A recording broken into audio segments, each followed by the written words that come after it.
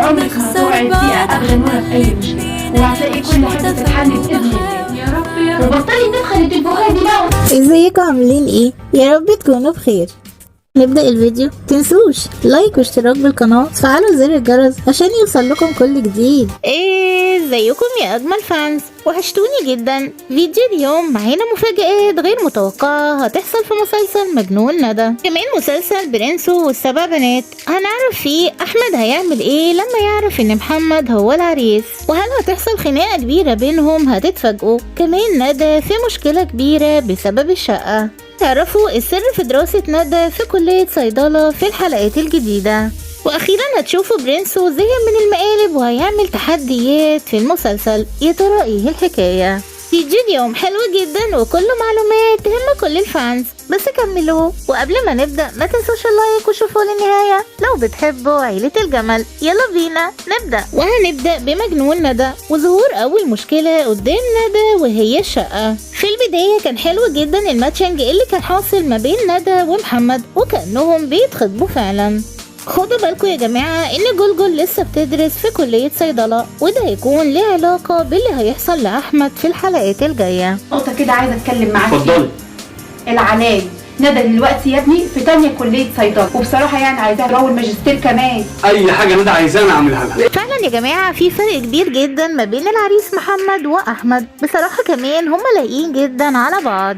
طبعا قروا الفاتحة الحمد لله، وفرحنا جدا لندى ومحمد، وفرحنا جدا ان محمد مشي قبل ما احمد يشوفه وتحصل مشكلة كبيرة. المهم ظهرت اول مشكلة وهي الشقة. اتصدمنا كلنا لما عرفنا انها هتكون في نفس البيت اللي فيه احمد. اتفضلي. هي الشقة دي فين؟ في نفس العمارة في الدور الاول، شقتنا القديمة. بجد ندى صعبت علينا قوي، ورد فعلها الحزين لما عرفت انها هتتجوز في نفس البيت. يعني مفيش مفر من احمد. بس ندى ومامتها غلطوا غلطة كبيرة، انهم ما قالوش لمحمد العريس ان احمد خطبها قبله، وقالوا انه خلاص كده كده اترفض ومش لازم خالص يجيبوا سيرته، وده اللي هيعمل مشكلة كبيرة. للأسف ندى فرحتها مش هتكمل بسبب احمد، وهنا هيكون التوقع للحلقة ال15. محمد في مرة هيجي يزور ندى ويشوف احمد، وهنا هيحصل كلام بينهم، واحتمال كبير تحصل مشكلة كبيرة بينهم. المسلسل يا جماعة ابتدى يدخل في الجد. يا ترى احمد هيعمل ايه مع محمد ده لما يتأكد انه خلاص خطبها، وده هيكون في الحلقات الجاية. ولا تفتكروا انه هيحاول هو وفرنسا يوقعوا ما بين ندى ومحمد؟ اتوقعوا معانا دلوقتي احمد هيعمل ايه الحلقات الجاية، وانتظرونا في مفاجآت قوية جدا في مجنون ندى. ودلوقتي تعالوا نروح لبرنسو والسبع بنات والمقالب اللي ما بتخلصش. كمان شفتوا صدمة آية لما عرفت ان ده مقلب، وطلعت قدام اخوها حرامية. مين صعب عليه آية احلى؟ سلمى كمان بقت في طرفها. المشكلة يا جماعة ان ام سندس عاوزة 5000 جنيه من ندى وكمان جلجل. 5000 جنيه كانوا عندي النهارده. الله والله اروح اقول لمحمد وزوجتك اللي انت عملت مقلب ده في آية، تعمل لهم تحدي المحشي. بس الغريب انها قالت انها مش حاطه فيه اي حاجه، وخلاص كفايه بقى مقالب. يعني الحلقه الجايه هتشوفوا تحدي المحشي هيعمل ايه في كل العيله.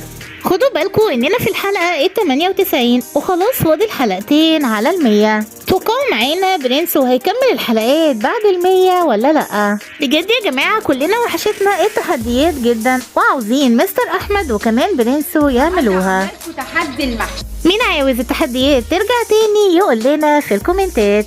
ودلوقتي واخيرا تعالوا نروح للمسلسل الحقيقة الغامضة. قال الفانز ليه الاسطورة ما نزلش حلقة امبارح من المسلسل؟ هل هو خلص فعلا ولا لا؟ والحقيقة المسلسل يا جماعة لسه ما خلصش، بس الاسطورة زي ما كلكم شفتوا كان بيعمل كليب جديد، عشان كده الحلقة الجديدة ما نزلتش. هنتكلم عن الكليب النهاردة ان شاء الله في فيديو جديد، انتظرونا. كمان هيكون في خبر جديد عن آية احلى، وهيكون مفاجأة. بس كده وصلنا لاخر الفيديو، بس ما انتهاش سؤالي الفانز الفيديو اليوم هو اتوقعوا معانا فرنسا هتحاول توقع ما بين ندى ومحمد ولا لا؟ دي كله، وكمان حلوا السؤال وكملوه عشان اسامي الفانز اللي فازوا في المسابقة. وهنا وصلنا للنهاية. ما تنسوناش في اللايك والاشتراك وتفعيل زر الجرس عشان يوصل لكم كل جديد. اشوفكم الفيديو الجاي، بحبكم جدا، مع السلامة.